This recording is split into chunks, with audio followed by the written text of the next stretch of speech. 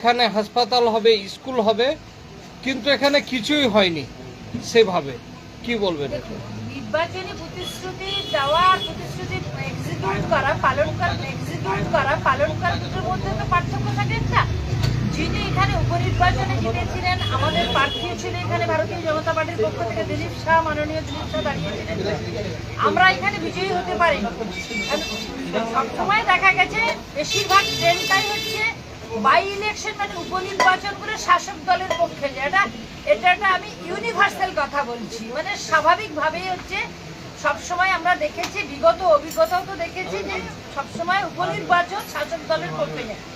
এখানে কিন্তু এই সাগরদিঘির মানুষকে আমি স্যালুট জানাই, আমি অভিনন্দন জানাই, কৃতজ্ঞতা জানাই, ধন্যবাদ জানাই। 2021 সালে যখন এখানে ভারতীয় জনতা পার্টির পক্ষ থেকে আমি এখানে প্রতিদ্বন্দ্বিতা করেছিলাম এবং আমাদের কর্মীরা এখানকার নেতৃত্বরা এখানে আমরা প্রায় 46,000 ভোট এই সাগরদিঘির মা বোনেরা, ভোটাররা, জনগণ ভোট দিয়েছিল ভারতীয় জনতা পার্টিকে, তারা আশীর্বাদ করেছেন। আমরা বিজয়ী হতে পারিনি।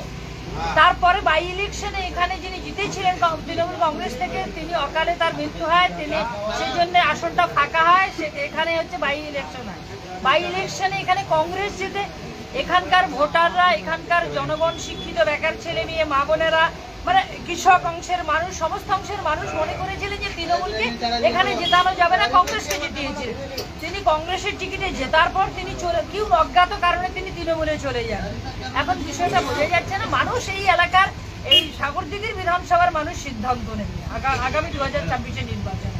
সেটা ভোটারদের উপরে, জনগণের উপরে ছেড়ে দেওয়া হবে।